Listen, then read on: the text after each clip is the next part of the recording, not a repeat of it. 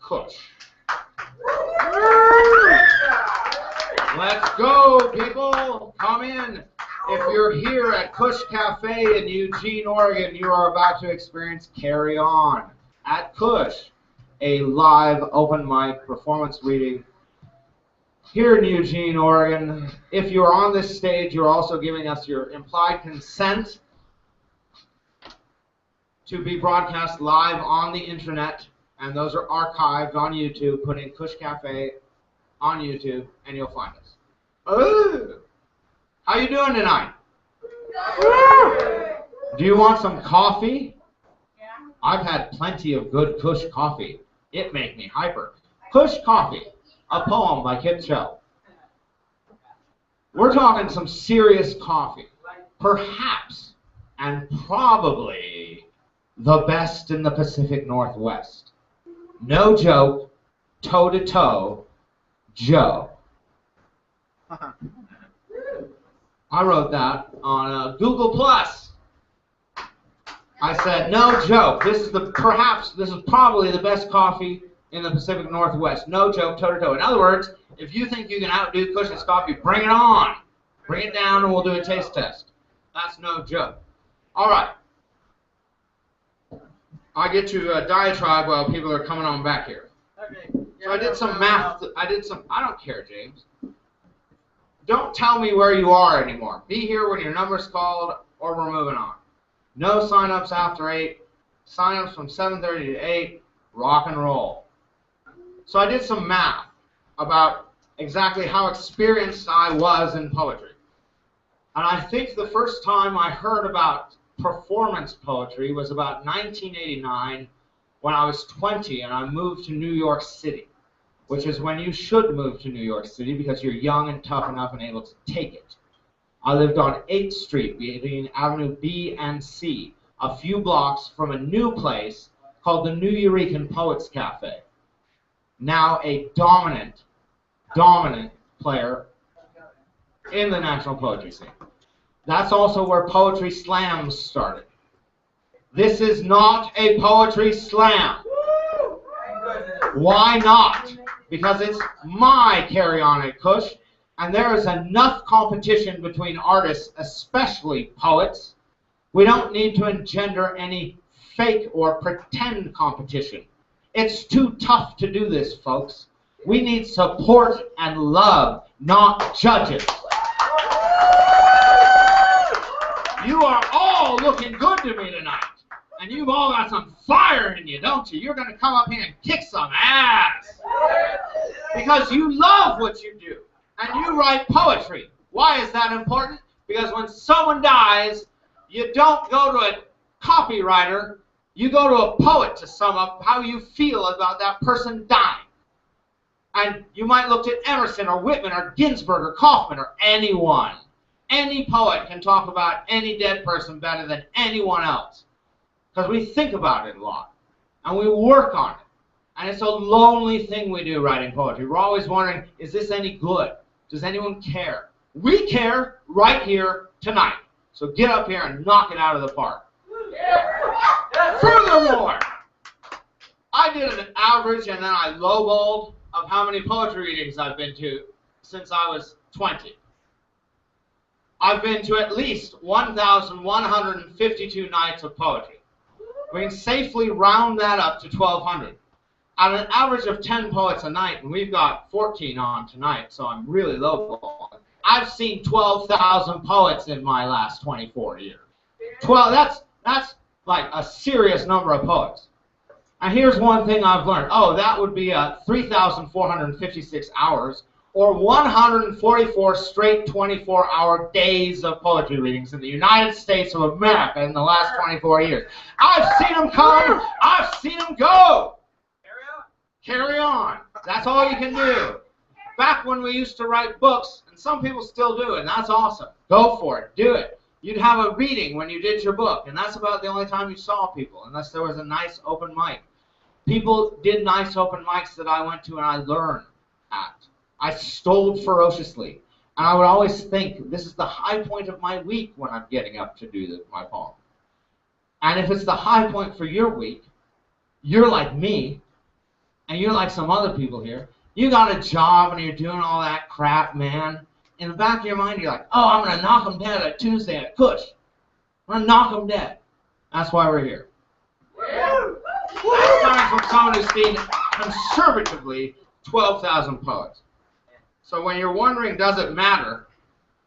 You listen to Uncle Kit when he says, of course it does. So this poem I did once, but I'm very proud of it. It took me 3 weeks to write. It's a long time for me. Knock us out, bro.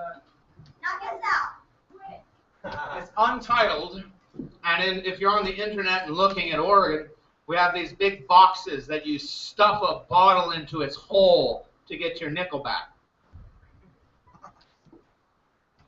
The derelicts line up in the stink of the grimy pavement to take their turn at the bum slot machine. You know, the recycling machine. They wait with twitching frenzy like gamblers at a ribbon-cutting ceremony for a new casino. It is their chance for riches. A nickel here, a nickel there. Ka-ching, ka-ching, ka-ching. The open hole of the recycled box as symbolic as the slot machine's rigid arm. Ka-ching, ka-ching, ka-ching. And then the machine breaks. Kyle to the recycling center.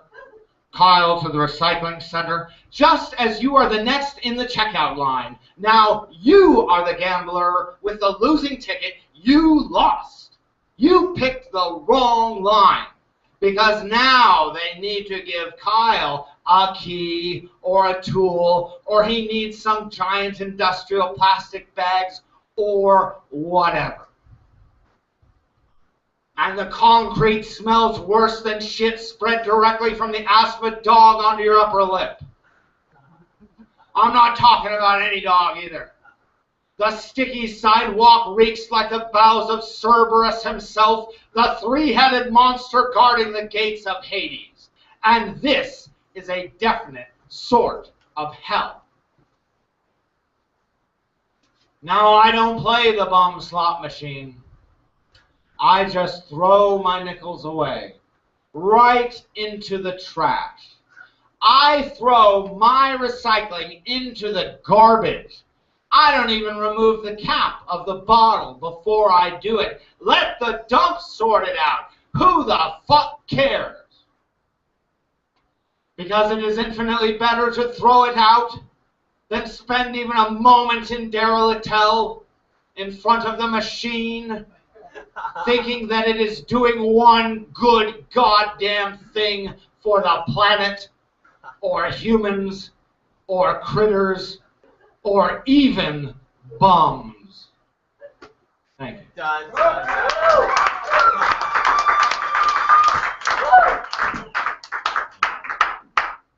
You have an authority as a poet.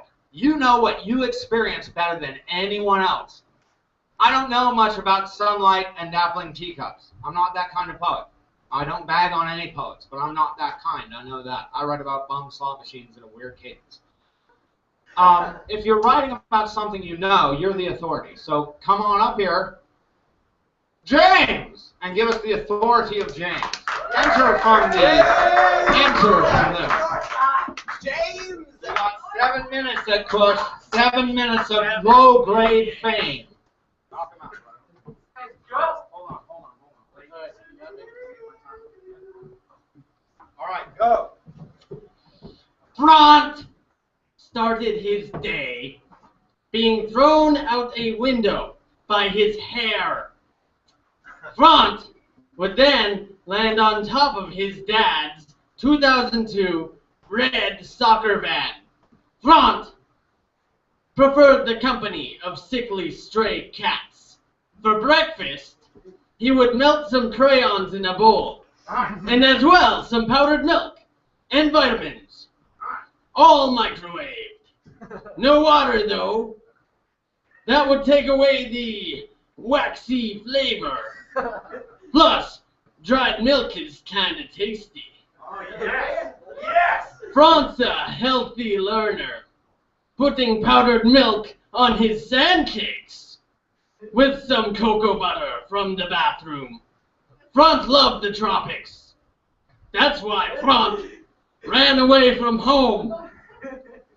He got out of his dog carrier bedroom and ran away to live in the pet store. Frank loves to travel. He's a real wild card. Rides the escalator all by himself. Such a wild man, that Frank. He even rode up and down on the elevator. It was only 2 stories, but that's high enough. Frank is such a risk taker. And even if the cats know, they still won't help him. If he gets cut on his finger, he just wipes it on the door, just in case he gets lost. Other days, he lays down in a pool of barbecue sauce, so he can woo the local girls. Frank, you devil, you! Oh, gelling his hair back with some A1 steak sauce, so he can woo more local girls.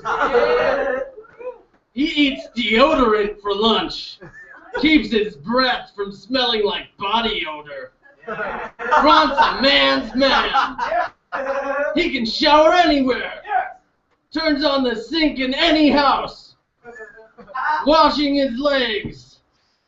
So all that dirty stuff above gets scared and runs away. Frank will never die. After it gets to be about 3 p.m., Frank goes back in his cage, laying down with a wad of rusty steel wool for a blanket and a pillow. He kind of just coons himself in this stuff. Then he sleeps until he gets thrown out the window the next day. Oh my. Yay!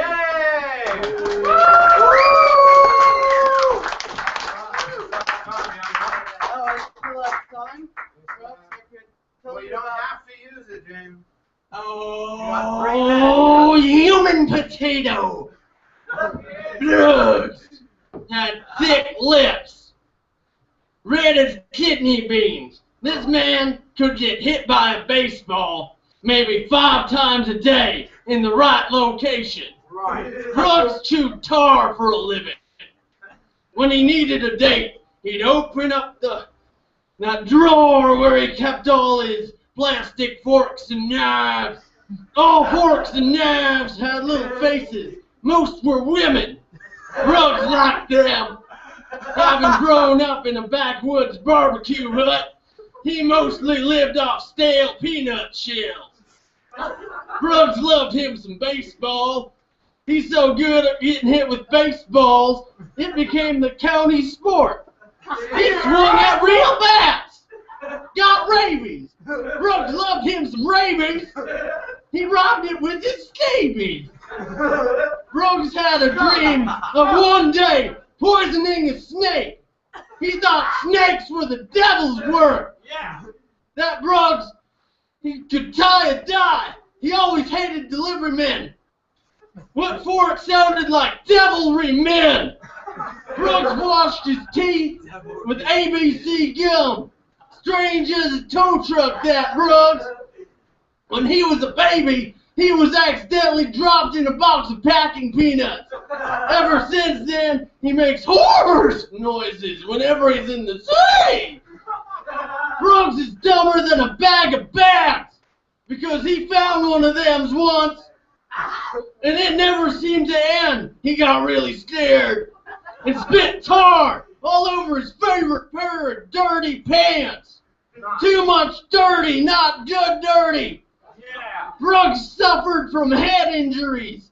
He was always hitting his head. He was like everything above his head hated him. Brooks was convinced God existed and lived next door to him in the outhouse taking a holy shit. Brooks was scared to death of that outhouse. One time, Brooks found a parrot. He was completely black and could say the same things he said, which wasn't much. The parrot could say crunch. And God's in that outhouse, Brooks. That scared Brooks the most. God had sent this parrot to shit in his house. It was a sin. Brooks ran to the nearest pharmacy and ordered some alfalfa and supplements to help with his parrot. Brooks didn't get them. The pharmacy was really another outhouse, and this time, Gerd was naked and had his whip.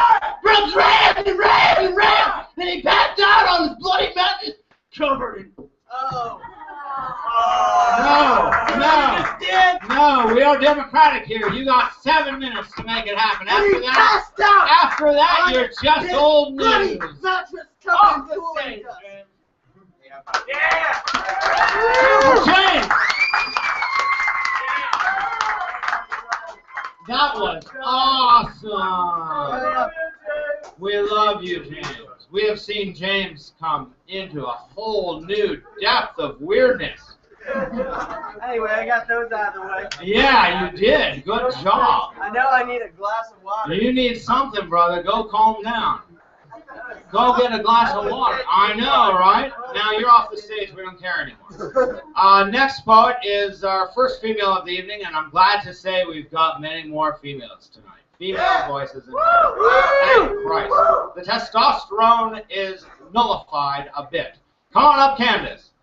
Candace read here, I think, her first public poem 3 weeks ago. Let's see what she's got this week. We love you. All right, go. You got 7 minutes. Sean. My poem this week is called On Larger Women. Speak up! My poem this week is called On Large Women, aka Porcupine Likes Fat Chicks and Nature Does Too. Awesome! A shout out! A shout out! Human history has shown that our friend Porcupine proposes not merely an opinion, but an actual fact regarding the appealing lure of larger women.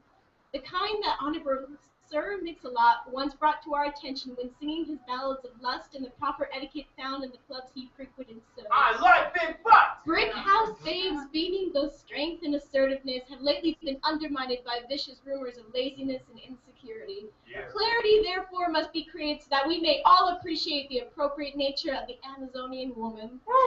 Women who are replicas of our righteous Mother Earth, and at every luscious inch of their bodies there is a clear sign of her genetics. Ravishing hills of flesh fall on them from head to toe, as do hills of grass and sand cover the dunes and deserts and thriving meadows of Earth's body. The sheer vastness and size of these landmarks make worth for us the sites of worship and monuments that we make use of either spiritually or selfishly. Yeah. After all, nature is either for us humans to bunk with as caring companions or to steal from like some sort of rodent. Nature disapproves of the latter, so why would we take from her the glory of her curvy children? I have no idea. The warrior women will regain their strength and return fire to those who have defied nature's gifts. The carefully wrapped packages Mother Earth sent to the larger ladies are obvious to those who are truly in tune with their own natures. Layered bodies easily sheltered against the cold, sea-wide hips for the safe passage of daughters and sons floating into the world, even the ability to tame and ride hard-scaled dragons if the chance should ever spring up can be counted as a present from her to them. Most importantly must be expressed the proper advantage of the larger woman's place as a potential partner and lover. The only way to get a partner properly is to learn to dance. Dancing is what we must do as human beings, and human beings need music to pick up on just the right tones and rhythms to ebb and flow towards that special someone. The dance for us is a chase, we do, and big girls are the only ones with the endurance to keep it going, so do we exercise both our muscles and our creativity towards one another and in ourselves. They inspire you to achieve and fail against what you want the most, and that is pleasure. If you cannot salsa, you must learn to salsa. And if you know how to flamingo, you flamingo. And you put yourself out there to see if that is the kind of dance the other person wants. And if that is the kind of dance they want, then by God, you have just advanced to the next stage of primitive dating rituals. The dance is a chase, and the chase is a game, and the game is won when one person shows enough of themselves and the other person can truly appreciate the byproduct of the nature that they have pursued. And larger women have a hell of a lot more skin to show when they dance.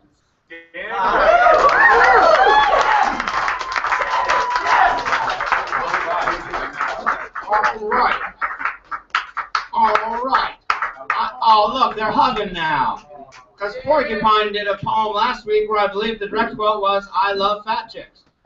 And I believe that's the direct quote, isn't it? Yes.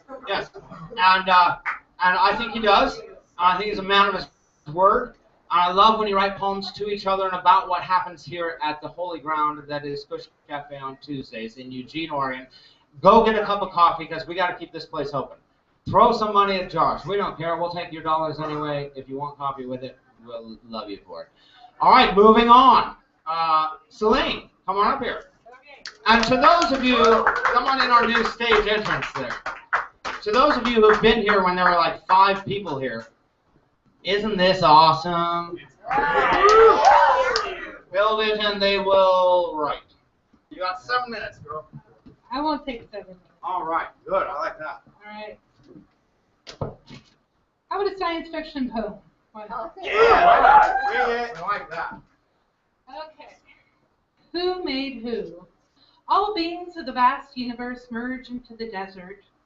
They are here on planet Earth to decide the fate of humanity. Far too long, humans have pillaged, murdered each other, brought hate upon each other, and ruined the land. Now they want to travel through space to bring their ways upon other beings.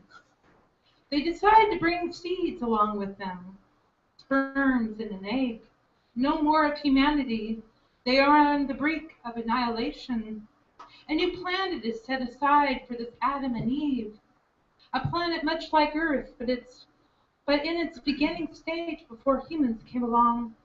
A new sun star shines upon the new planet. The cycle of life is decided amongst the beings. They dissipate and return to their own worlds, satisfied that humanity will be safe for thousands of years when finally they destroy themselves yet again, and the beings set them free once again. Right. Woo!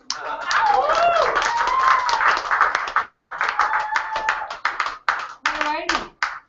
We like science fiction. Yeah, science fiction poems. It's rare. Okay, cosmic connection. The full moon shines upon the land. Prophecies dawn upon the dark night. The time is upon us to turn toward the one source. Forget the past, pain of life. Unite as one. Feel the liberation of shedding your human mind. No thoughts, nothing exists. Love rules all. Like a phoenix, fly to the highest point and look down upon the fearful blackness that is your own ashes. Take flight. Reach into the endless dimensions and never look back. You are the universe. You are endless. You are God and God is you.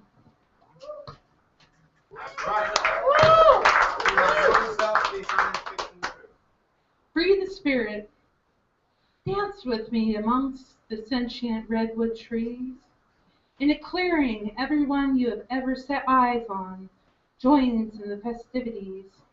Suddenly a warm light comes from above. It shines upon all in the circle. Peace sets into your heart. Serenity beyond belief engulfs your soul. Saved from the concrete jungle, saved from the tyranny of rulers enslaving humanity into bloody wars for their own riches. You look around and slowly everybody's body turns into particles of light. You look down and you disappear into the one light. Beyond it lies endless life. Now you know you can go anywhere, become anything, do anything in a blink of an eye. Yes. You are free. Yes. Yes.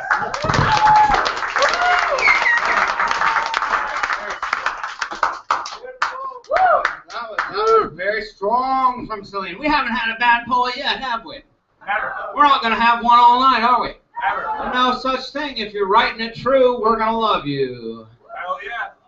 All right, we've got number 5 already, kids. Number 5. That would be, yes, he knew his number. Know your number. Love it. Learn it. Live it. You are, I am not a number. I am a free man. What is that from? Anyway. I am not a number. I am a free man. Amen. The BBC 1960s television show, The Prisoner, Oh. which is by far the best television show ever made, so says Kit. I've watched the entire sequence. Go watch The Prisoner by BBC. And I'm not a number. I'm a free man. Remember I said that. Come on, Jeremy. I'm wasting your time. Yay! I waste Jeremy's time a lot. All right, Go. Fill my head with gems. Go. okay, I'll go. Had an awesome weekend, by the way. Nice. The fair, of course, full moon. Got a lot of energy, so here's to keeping it going. Not going down. Break it down. All right. Do it. That's right. Not acting real. Not acting real. Hang it out, bro. An orbiting stars that are orbiting stars. This one keeps on going, passing by every day. Surrender, so boring. Too quick, too much, gonna catch up anyway. Impossible, so fast. Impossible or possible. Orbiting at last, impersonal speed, intuitive candle, move, groove with the guide always flying by over the battle, this personal battle. Dancing, reacting, no more actors, nothing to suppress. Be respectful and quiet. Ah, that's a laugh and pure BS. This is a living thing, sweet beat, everybody, all one, 'tis the sum, and nothing less. Killer leaders, diligent readers, keeping the lid on dynamo fear. Dynamite here. These something leaders, didn't I hear they forgot to feel, being real, yet trying not to kill. Mind boom, moonless room, constant orbit, pale light, her smiling calm right, never too soon, your light, moon boom, moonless room, calm right, boxes are getting smashed, right angles not inside angels' rooms, thinking about what exactly? Drums, hum, saxophones, running through the burning, that isn't hurting, jazz on the hip, twist the bones, respect, honor, selflessness. How about being things that sings, no suppressed cadence of mystic jazz piano, razzmatazz, taz. Oh no, a heavy load, gotta find a way to go. Solo moon too clever, oh no, a heavy load, so whatever. Feeling true, moves of grooves, little closer to you. Distance us, stance away. Thinking perplexing things, wondering, finding no warm home, no firelight, no warm speed, untrusted, rust, cutting myself into two, dethroned, all of us, and maybe that's what God would do. To feel less alone, curiosity infinite, possibles and parables, too much head stuff, think it is, pulling reins on wild style, scary phenomena. No expanse can keep you then, wild, undefined,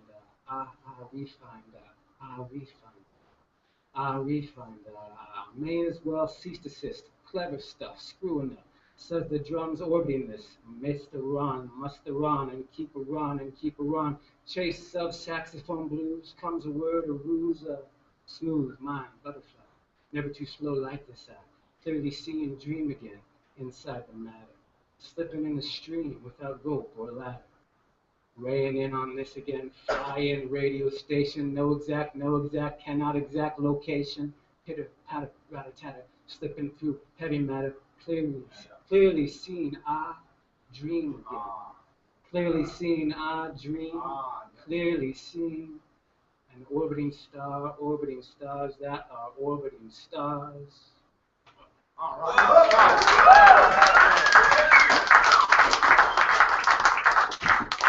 You know, no, stand right there, Jeremy. I'm going to use you as an example. Come here. Stand right there. When I went to my first rock and roll concert when I was 12, which was at the Sacramento Memorial Auditorium, I saw Diva, the New Traditionalist tour. And they had movies before the show, and one of them was What to Wear to a Devo Concert. I would like to use Jeremy as an example of what is acceptable attire in Eugene, Oregon for a poetry reading. Notice the cut-off shirt sleeve camouflage t-shirt with a pocket for your cigarettes. He's got blue basketball shorts on, probably because he just got done playing basketball.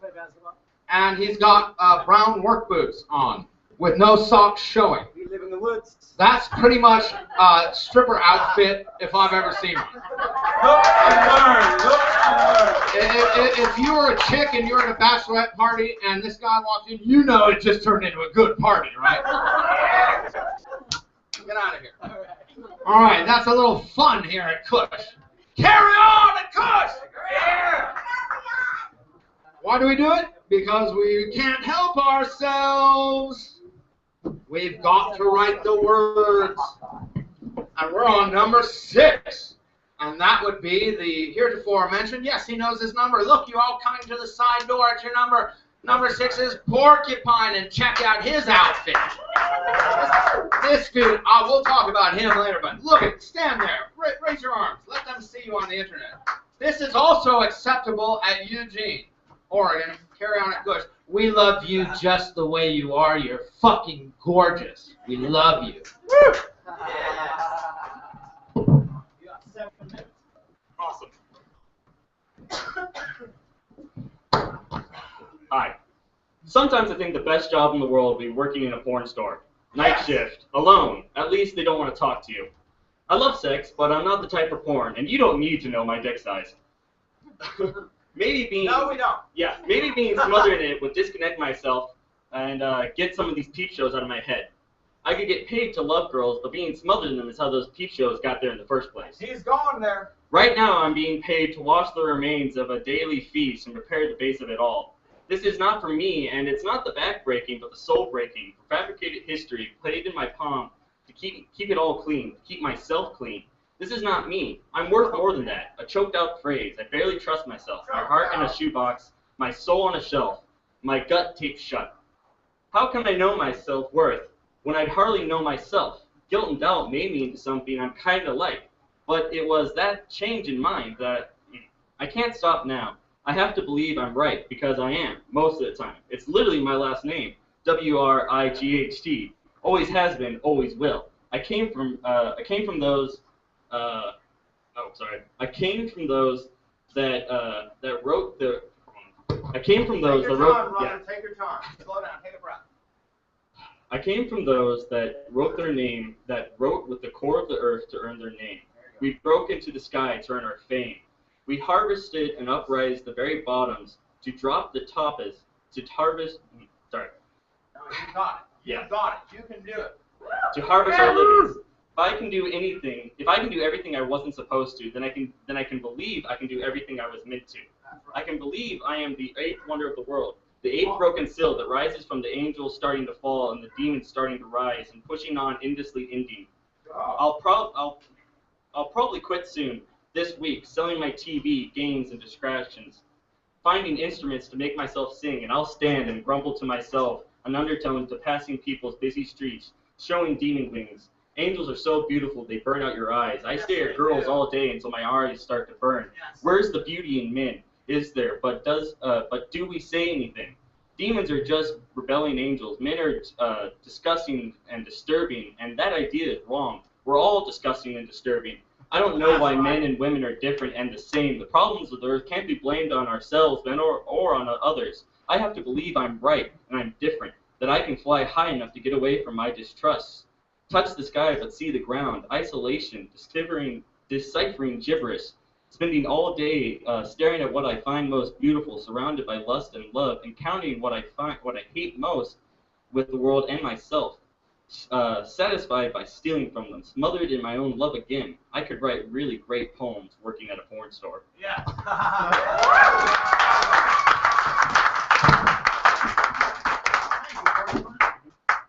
Exit the stage left.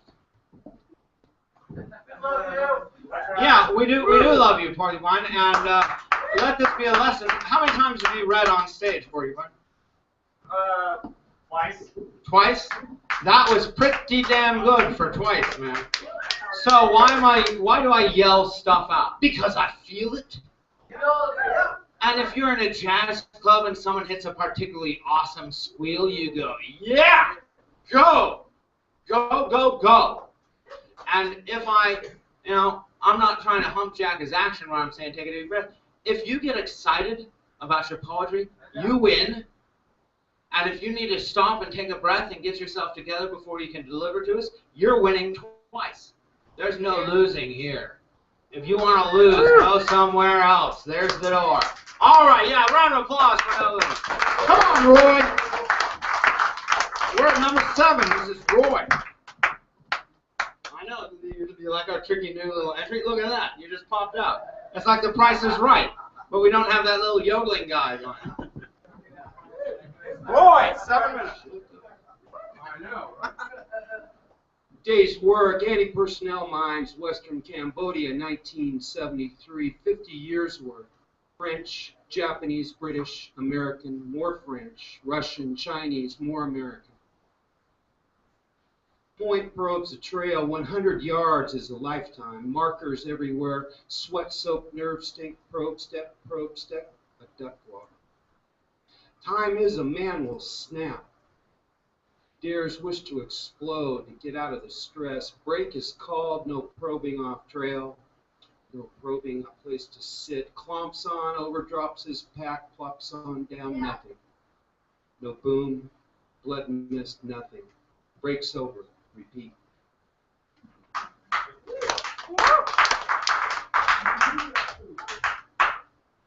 Before we started filling body bags, at the first time of forever, the men should have gathered with the old women. The old ones would have thrown ochre with the dry tears of 1,000 unborn generations on a fire kept burning since before we heard of time. The women's lodge deep in the earth would have filled with the beats of the first drumming, all the trilling ever prayed, scented with the first menses of the earth, baiting the fire give an answer. Yes, we men should have gathered with the old women, sit the shadow, far outside their circle, and listened. Thank you. Nice.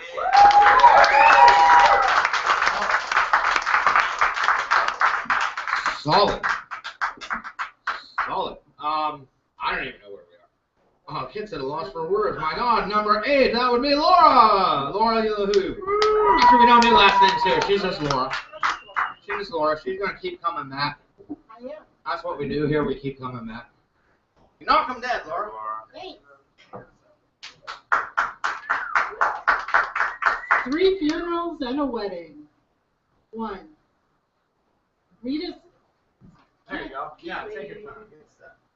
Rita's first husband, Jimmy Joe, Jimmy Lee, ex-Jimmy, was hanging around with Rita's born-again friend, Gabe. So when Rita's father-in-law dies, Jimmy shows up at the funeral, decked out in his best jeans and cowboy boots, sporting a handlebar mustache and long, straggly beard. Looks her up and down, leans in for an unforthcoming hug, hollers, "You look good for your age. You don't look at all like your mama. Hell, you didn't even get fat." Stays for the entire viewing, hits on all the single women, despite daggers blistering from Rita's second husband Dave's eyes, and overtly loud, rude comments from the family. 2. The umbilical cord gets kinked. Margaret's friend Katie is having a C-section. Katie's husband Kyle, Katie is sedated, decides whether or not to resuscitate their newborn child, a girl. A month later, at the child's funeral, while Margaret is teaching, because she is the only one in the family who is working, her husband Harlan brings another woman to the baby's funeral. Brings her and they make googly eyes. Brings her and smooches her in front of all of Margaret's friends. Each and every one of them call Margaret. And this is how Margaret knows she is getting divorced. 3. Aunt Mildred was a wealthy spendthrift spinster. Before she died, she arranged her funeral to be as exact and proper and, most importantly, as costly as her sister Vivian's was. Oh, yeah. Mildred made all the arrangements ahead of time. Same headstone, same casket, same tidy concrete container, and of course the same funeral home, same viewing times, same prayer cards, same music, so everything would be perfect. Her youngest niece, Karen, however, spends her time at the viewing not mourning, not crying quietly in the restroom, but in her car drinking a six or more of Bush, her husband having stocked the cooler in the trunk for the long, boring day ahead. Yeah. Karen eventually passes out on the sofa in the funeral parlor.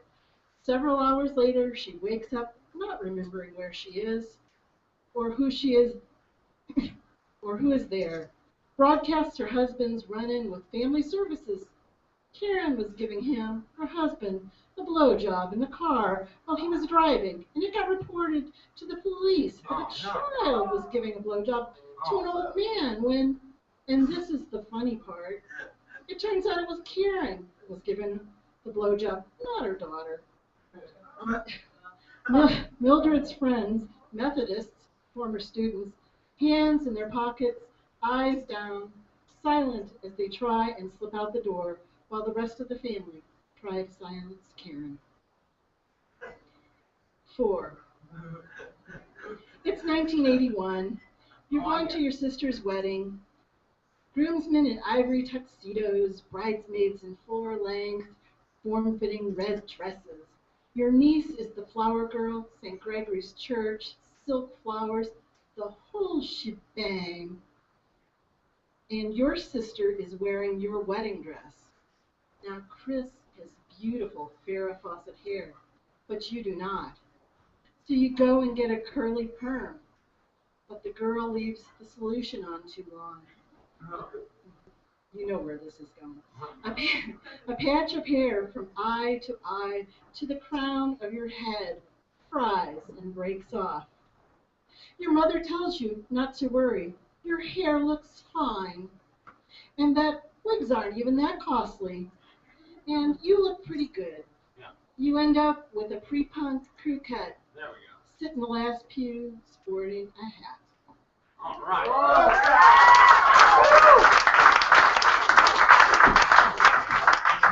All right. And the pre-punk crew cut. Phil's next, but before we do that, it's time for the 7th inning stretch. We're on number 9 out of 14, so everyone stand up.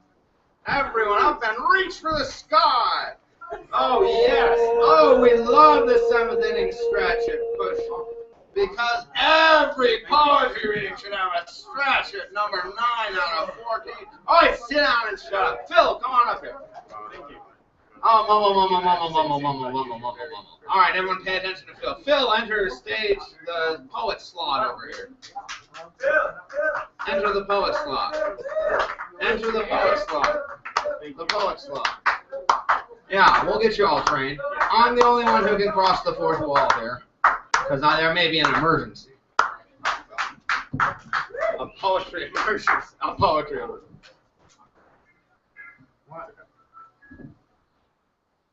The night watchman. I asked the night watchman at the Eugene bus station if he liked to work nights.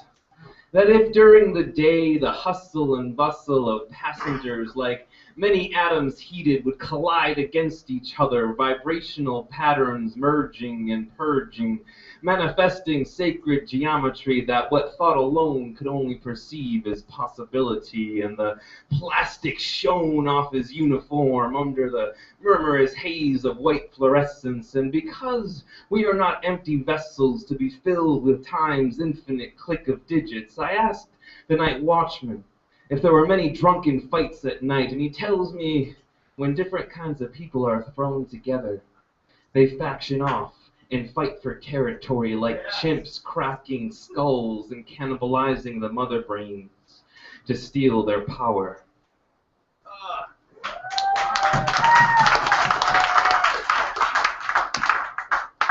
Reflections on Anarchism, number 1.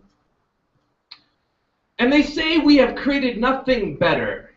But I say that justice requires the recognition that life would be simplified if we were to conceive of a society that decided to breathe life into the lungs of its people instead of suffocating them with the infection of their own safety, who would rather disbelieve the reality of shadow politics, and even not just because you are a priest or a warrior.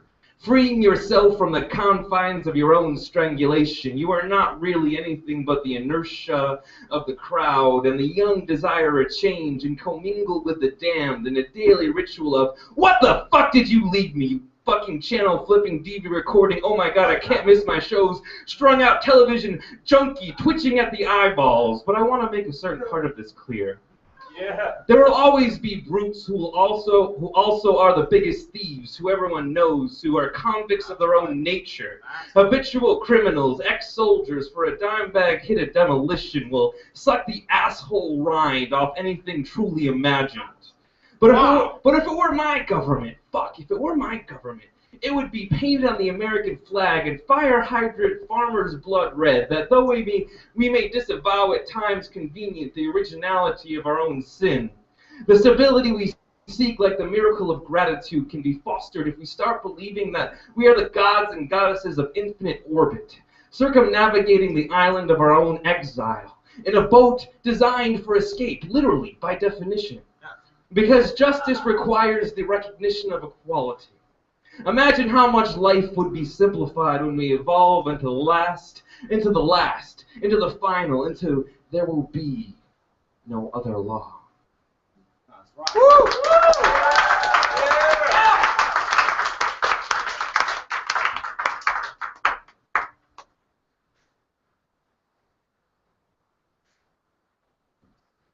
When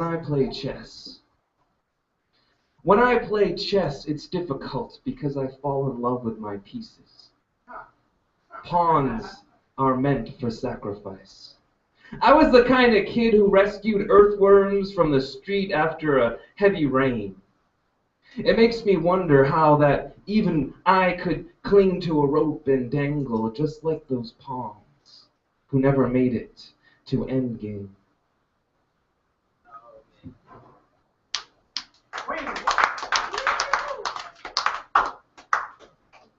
And one more.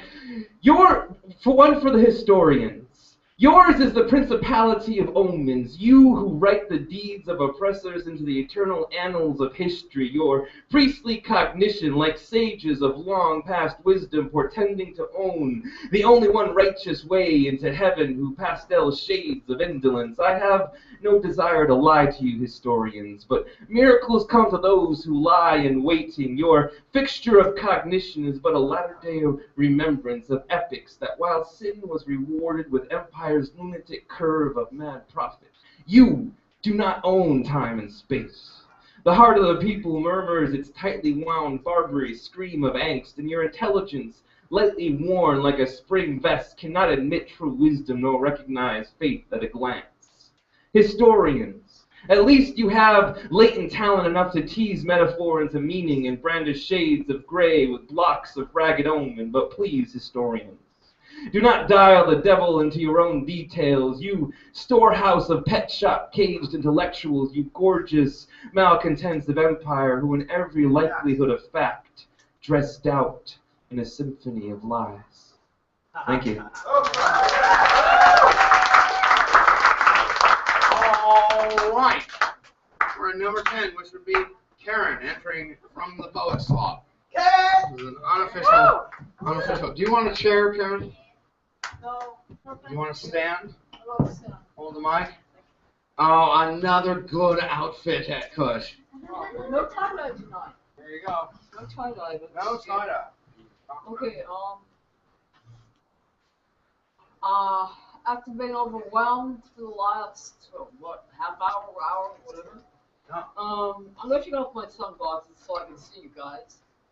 I'm going to render you an instantaneous piece, never to be read again, Yes. I search through the dark fields of my mind where I stand in confusion. I look at every corner, but search no further. It seems that when I am, and I am not. I pray forgiveness for things I have thought that might not have harmed you, but harmed me. And I look in that moment, and unveiled as if a crystal cross were in front of me, and some flesh and bones that hung there for ages is now a part of my soul. When I wander indirectly in the light, trying to avoid sunburn of the spirit, trying to feed myself the grains of the earth and not think of the dead chickens among us. When I walk barefooted through the ground and above to the alternate reaches somewhere above within, I see a plant that I can call myself. There amid the sand and stones and the arid earth is a flower emerging. Where I am, I see you. And I am sitting here in a garden of my making, a garden of water, earth, and sun. Tears that I have not let alone, tears that I could not let go of, things that I could not emerge from, and my life was a mockery until today. I take into my heart that little wild flower, that little purple, brackish, earthish flower. That flower that is so sweet with so small a petal on each side. I take my breath, and I am the wind within it. I am the actual being of who I really am.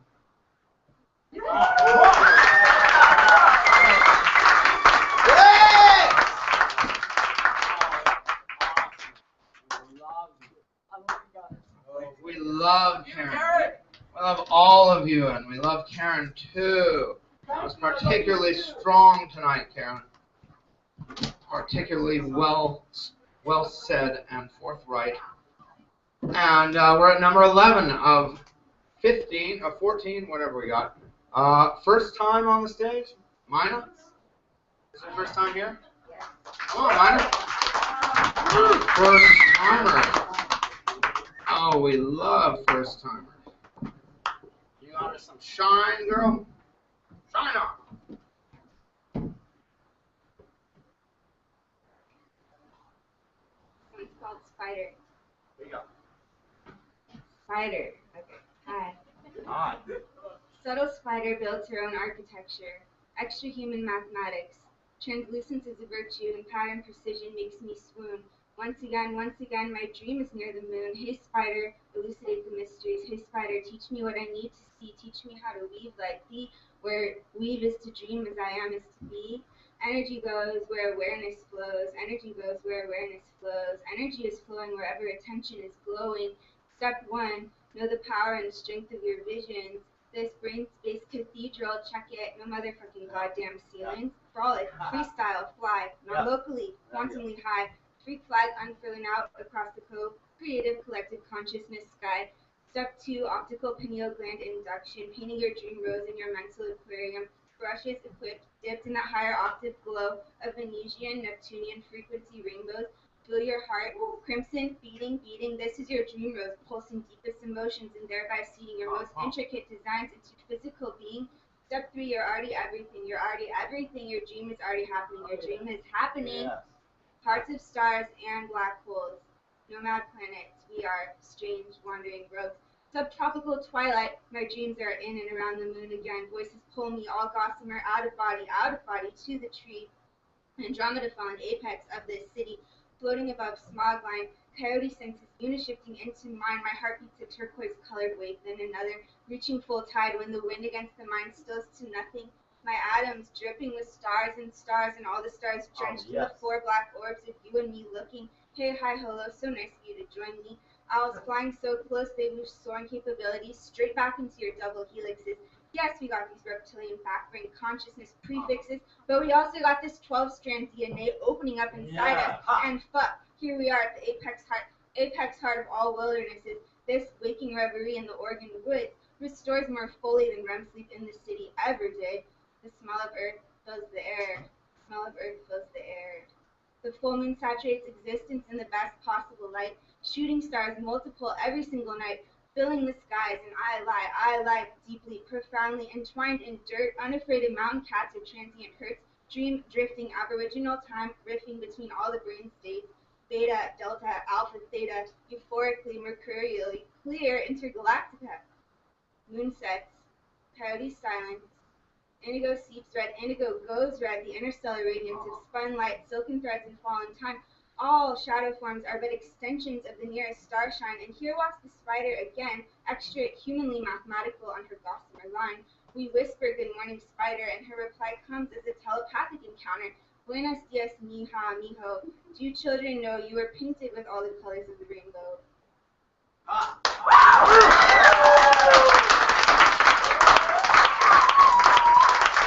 don't know if I have time for one more. Here's a really short one called Animus.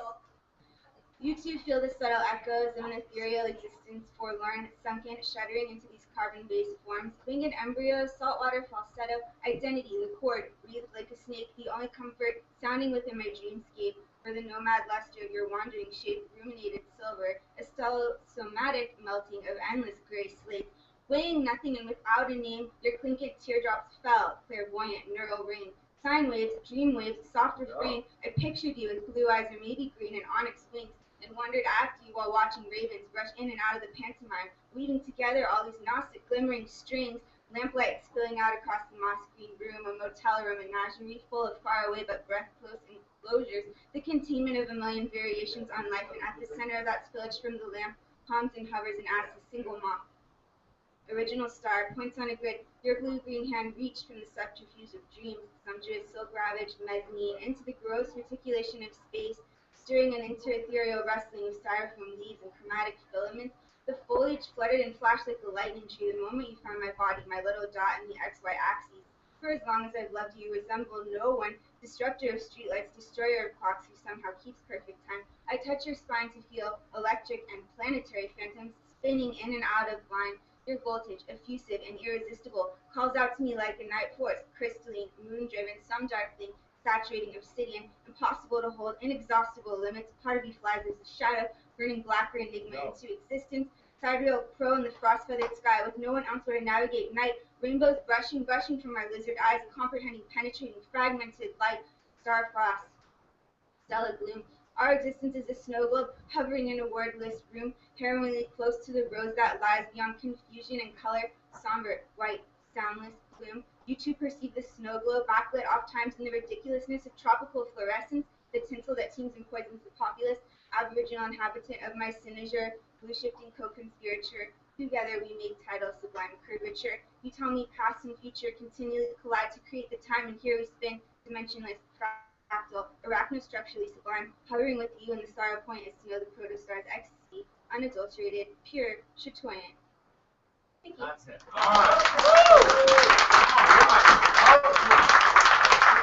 How dare you pronounce your beverage? You didn't even drink from it. Did you see the poetry move through her? Yeah. Yeah, you did. Somebody should drink. You can't. That's a poetry emergency. If you leave your beverage, another poet could come along, kick it, and another poet could come along and slip on it, and suddenly we've got a poet catastrophe. Wow, a poet catastrophe. I never thought that could exist. Poetry catastrophe was when Will Shakespeare and Bill and Christopher Marlowe were sitting in a bar, right? Christopher Marlowe had one good play, but it was Faust. Shakespeare got like 36 of those things he could float. But Faust, I don't know. Making a deal with the devil. You get to party for 20 years, Faust, and then your soul's mine. Oh, yeah, I'll take that. And then the gong strikes, and it says, oh, shit, what have I done? And the devil comes, picks him up in his big devil arms, and carries him to hell. Just for 20 years of bullshit. No. We got to listen to all the bullshit. That's right. That's right. There are other things more important. So we have a special guest now. I have gone and breached my own protocol of letting someone slide in, but it's Julius. So come on up, Julius.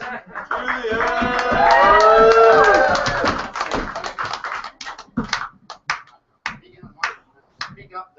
Look at all those people. They're all yours. Give them what they need. The gem world. Isn't it how beautiful the crystals are? Yes. They can have a dark side too.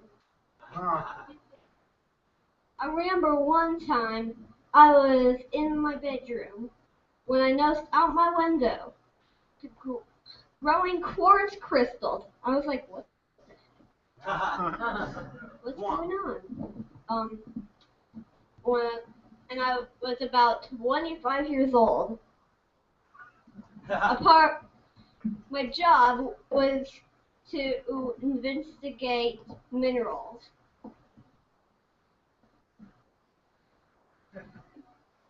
Yeah. You got it, bro. Okay. Tell us the story. Yeah. And when I walked outside, there were more. Some were in the road, which made me surprised. How is this happening? How is that? Yeah. Then I saw silver from the sky on fire, Yeah. Wow. exploding Yeah. from the ground like meteors. Yeah. And there was only what you to save it. Hide. But there was no place to hide. So what? So, what I done is went to my job and tried to fix the earth. Where were those coming from? When we looked on the map, there's only one thing. A natural giant volcano about 4 miles wide. Of course. Wow. Shooting outflows. And then lava with elements. That's very hot. Yes. Going through the earth in tunnels. Uh-huh. And since they have elements, those elements get separated and stuck on the walls, and then they form minerals, crystals. Some are quartz, some are diamond, and even some are unknown. Yeah. Mm-hmm. And since there's heat and pressure, and they're very hot, when there's barely time to cool, so they grow big. Uh-huh. They're doing it on trees, animals, Wow. inside stores. Wow. And they're going bigger at the time. Wow. We had no choice. Yep. We had to fix the earth. It took 3 weeks to make our rocket drill. Yes. A rocket drill. That's just what we need. To cool down all of that lava, which is coming from the core, the hottest place on Earth. But there's a lot of obstacles. But we were able to make it. All right. Yeah. About 8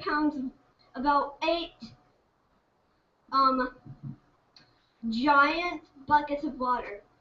Together they are like 20 billion pounds. Wow. Uh-huh. And we tried to do it to cool the core, enough to cool the volcano, but it was not easy. No, It used up all of them. And there was only one chance. We were lucky enough that there was one thing powering our ship. Water. About 20 billion pounds of water in our ship. Just like 20 billion in that giant container when we opened it. So we had no choice but to sacrifice. But at least I survived. The lucky part is we did survive. Oh boy. Because we got time to use up all that water and dry it up and release into that core. Cooled it enough to save our life. All right, that's about time.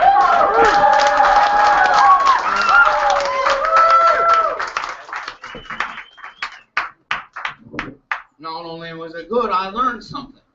That was awesome, Julius. Poetry was moving through him, too. Original soul. Not yet us. Thank God for it. There's always a new crop that's not yet us. We got Bix. Come on up here, Bix. Always a new crop of awesome human children. We need them. Defend the volcano from the rocket drill. Come on, Bix. I'm just filling. The rocket drill. The rocket drill, man. I'm writing that one down. I'm going to steal that. Anti-anarchaic. Hey, you slam poet. Thinking you're all that. Yeah. Don't give me any of your psychosemantic jive action. Yeah. You come around here with your anti-everything wit, and you stick up the place with your polysyllabic words. You try to torque it. You don't even try to say that word. Colloquialism. To me. Don't think it. You ever crack open a dictionary in my backyard and I'm coming after you? That's right. Not in my backyard, you don't. No. How dare you read a book? NIMBY. Haven't you noticed? There are perfectly good computers everywhere. Yeah. In my pocket. All right, Miss. All right, Miss. I like the poems when there's obviously something happens at some point and you don't know what it was and you have to find it. I think I know exactly. Nice job, Bix. You're feeling the poetry too. Andrew, get up here. We got two more after Andrew, so we're almost at the nexus. The nexus, or is it the event horizon? Now speak up this time. I'll speak up. All right, go for it. 7 minutes. Hey man, Julius was pretty freaking good. I just gotta say it makes some sense because redheads fucking rock.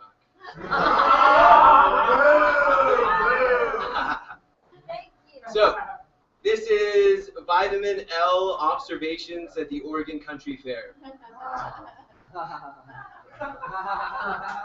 We walk brisk through sidewalk blocks, each cement chunk a representation of a second that has passed us by, unnoticed, surrounded by the lotus like a Venus flytrap about to eat us. If we continually ignore the wisdom described to us in the Bhagavad Gita and the Vedas, and all the ancient traditions, repositories of man's stories, wisdoms, and experiences of what they coin as sacred, these treasure stashes held tight by peoples for others to commune with. So many synchronicities between them, me, and this trip with vitamin L, Lucy, LSD that I find myself convinced these are two prongs on the same pitchfork leading me to the same thing as the acid trip narrows or widens depending on my focus. I can see we are walking on that sidewalk in one big circle. Like if I trekked around the world in one straight line, I would end up being where I was, and anything else is pure wandering, and we're traveling in circles like we can't wait to get to the next thing until we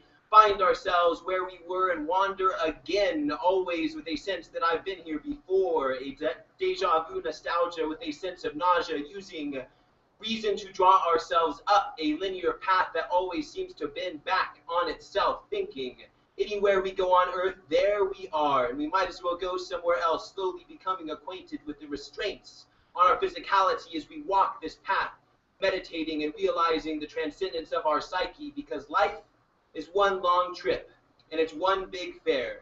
And business ruins fun and spirituality all in one scare as we're transmigrating from here to there. And we don't need to get rid of guns. We need to get rid of locks. Except to lock up all the money and just enjoy this while it is happening until it is not.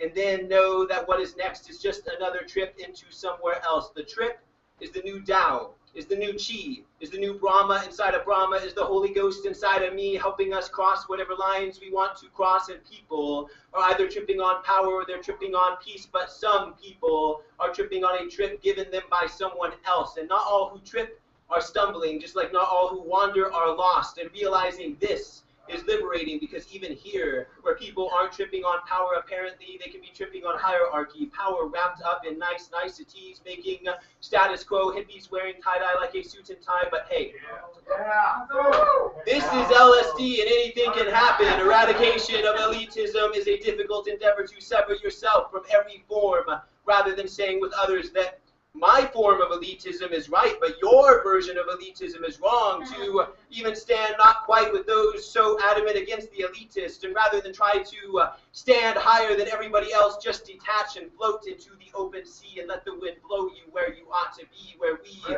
realize the reasons behind what we're doing to ourselves, the wisdom behind every social convention we must travel through, like bar mitzvahs and 21st birthday bar crashes and losing your virginity and subjecting yourself to an employer and difficulties with family and needing a lawyer. Each convention filled with wisdom, even though each is meant to be broken, like walls erected inside, both functioning as barriers to the spontaneous and protections from burdens we'd rather not bear, that is, other people. But demolishing them is even easier than building them, like refugees examining their chains. Human beings observe their customs, analytically often still deciding to keep them. Sometimes the way we are defining us is confining us, but other times we hear the heart within our heart language of being comfortable in our own skin, in a similar fashion as others who are comfortable in their own skin, each of us looking like each other in the way we cover our skin. And it is hard to get people to remove these layers, which aside from pure peace is just trends that help us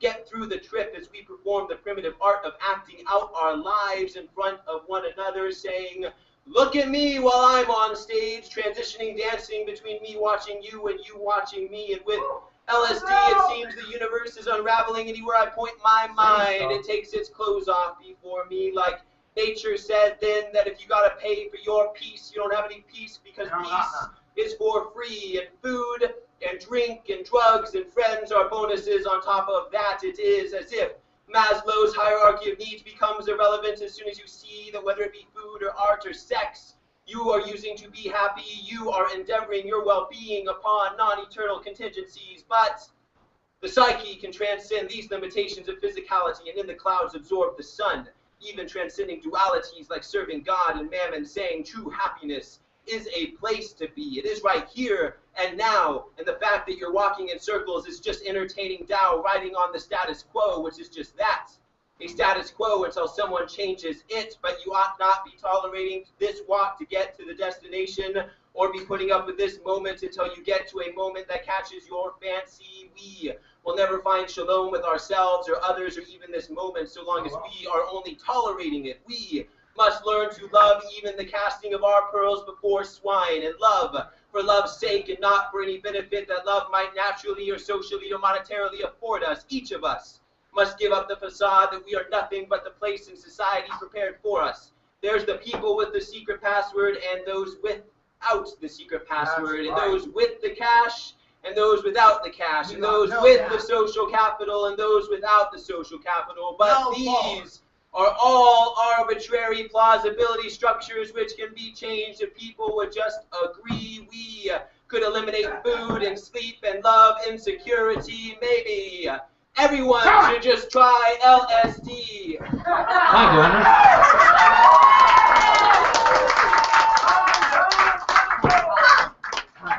Time waits for no poet. I don't care if you're about to bust the biggest poetry nut the world has ever seen. Time. Why? Because it's fair. Because if we start getting into who gets more time and who gets less, we're doomed. You got 7 minutes of low-grade fame. Come up and get it, Austin. Broadcasting on the internet live. Yeah. Go take it. Okay, so bit of a brief backstory. Yesterday, I was on the phone with someone who I was supposed to be doing some kind of dealings with in regards to sending like quote unquote art supplies to San Antonio, and I could tell by his Hispanic accent that he did not that implies any indication of his character, but it's like he was just very unwilling to meet in person and like discuss these things like in person before like doing any transactions with other people's money. So it just got me in this kind of weird head trip of paranoia that I just let. Yeah, sorry. But yeah, this is pretty much a story that's based off that little true anecdote, and it's kind of where it could possibly go. All right. You know, there's a lot of hullabaloo turning up a lot of teeth about imaginary bequeaths and that malleable alignment of currency. That's so since 1511 the bounty of the banks piles further up the high heavens. All such lies conveyed in a flyby, too powerful a reaction to supplant with distraction, all filled with flies, fleas, files, miscreants, radicals, and people like me, who jumped ship and sunk to the bottom of the moat, subsequently grew gills and learned to shut clams with our teeth, and the next thing of note, we wind up washed up at the Wandering Goat, still quandering with some faceless bloke, wrapped by his words, what I allowed him to know, and the gun he might tote, such as this kind of paranoid that makes for perfect celluloid. And they'll subtitle it, The Bullet-Free Reverie from Cush to Country Fair to St. Croix, and how Austin Crabtree became Earl de Roy, picking fruits and fish in the Virgin Islands and being your regular shoeshine moonshine boy, guffawing about how once so much energy was deployed to the ill considerations to quotations of Brian Roy and unemployed. Until then, I will insist the force field, through ritualist application of maca and latkes, persisting in hopes of keeping the Hendricks house out of the scopes of the reptilian Rothschild banditos based out of San Antonio, let it be known that my dough is as good as your dough. It's just not mine, though. So regardless, I thank you for hearing me out tonight. As a means to find a reasonable minds is quite frankly out of sight. And me, I like a face in front of every banderante and confidante. Because luckily, I can see that my dwelling's conclusion's drawing near, for I think it just seems at this point to be all clear. All clear. All clear. All clear.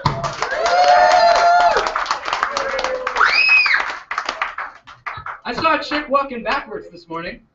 It bequeaths fair warning that today was going to be fantastic, as it's not often or even half the time one's presented with acupuncture and Ayurvedic diuretics on someone else's dime, that fine line blurring between primetime apostolic laissez-fairies and a paradigm-ceasing subterfuge of space-time suspense, of the revered and reviled rhyme scheme of a chorus of concubines, accompanied to schlep the synthesisiaticism by train whistles and ondio lines. Little Jakey, truest of form, thought it appropriate to hop on harmonium in the sweat of the symposium. As such is the style of the Mercury sextile wild child solacing in wine in a place in the confines of the concubines. With that, I reaffirmed from early on that the only place that exists in time is when I'm wasting it. So I neither braced nor balked at the babbling bacchanalia of the night before, but rather thanking that chick and the stars and thanking Gaia that I'm not in a car. Because quite frankly, when I impart that forwards or reverse both lead to a now, about as far from you as a skip to the loo, and these textures I steep and these baked goods I burn, all of it for you.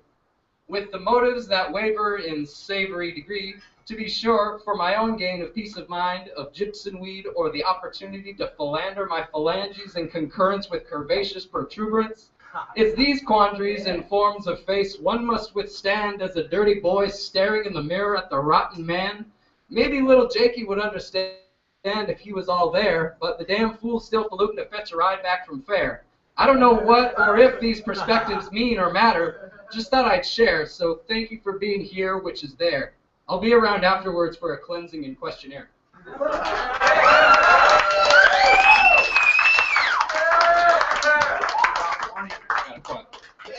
All right. Pretense of place. Take your time.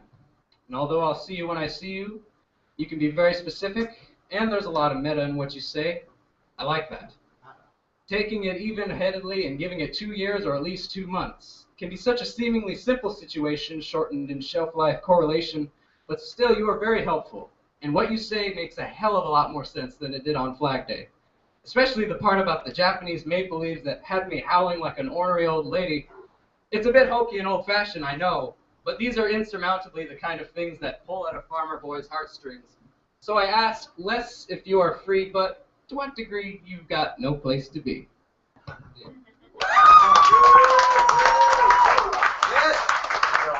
God bless. God bless. It's the time of night. Whoa.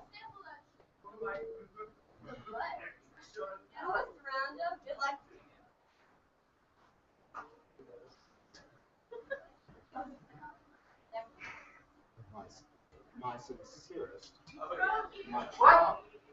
What am I doing? Hello. My sincerest apologies for the feedback. Shorts happen, and so do long pants. It's that time of the night I'm without my clipboard, so that means last poet in the slot, please. Michael, come on up. After Michael, we encourage you to get another cup of coffee or a nice tasty hamburger or something to help with the shoulder burden of money. Here we go, Michael, 7 minutes.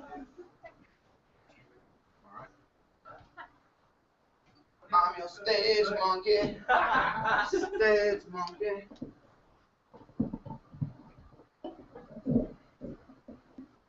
Knock it out.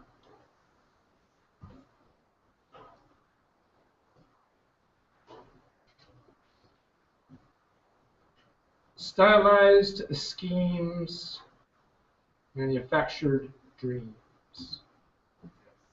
Seagulls wrapped in cellophane, feeling no pain.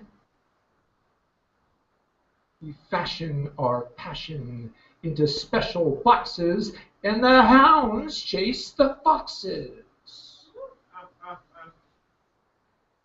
Keep this dream alive and well as we send out silent drones from hell. Knowing the rules of the game can change, we rearrange the players in secret time. As the illusion of control dominates the masses, let's raise our glasses to democracy. If justice is the end to all the means, then we'll have to stifle our screams. Stylized schemes, manufactured dreams. This dance is just going to have to be what it seems.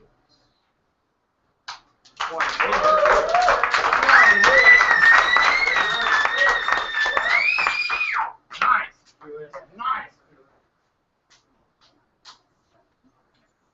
The poem had wings. The poem flew in the open door. Oh, I love it. Landing into the rafters, the cobwebs hanging on its wings.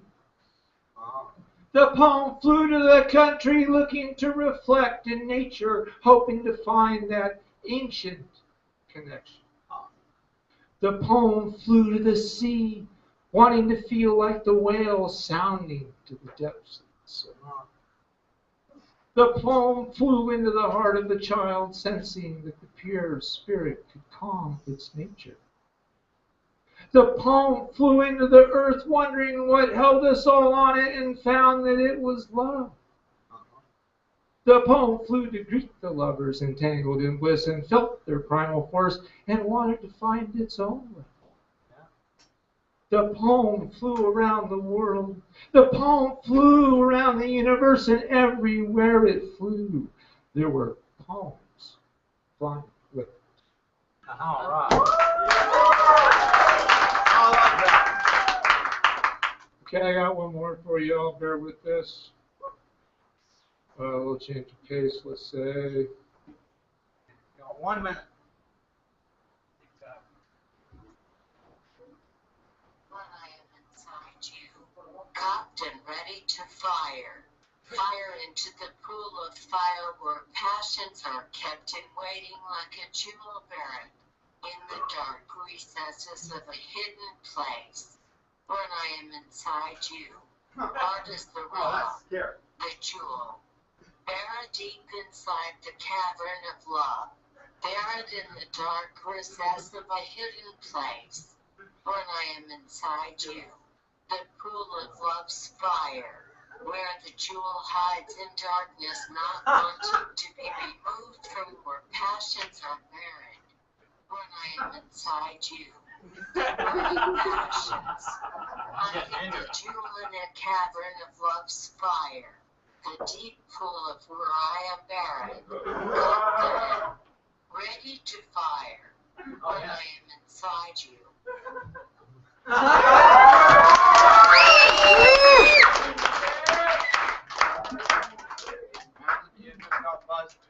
Couldn't he just have ended with a poem with wings? Did he have to have Siri talking dirty to me? Now I know what Michael's doing in the morning when I call him. He's like, hey man, I was just listening to my phone. That's what I'm talking about. All right, I love you. You're all gorgeous. You're all necessary. I'm not important. You're not important, but we all together are super important. Remember, this is an open source poetry reading. Do whatever you want with it. You are an admin in the open source poetry reading of Carry On At Cush. Use it. Don't abuse it. Good night. You don't have to go home. Let's go. Good night.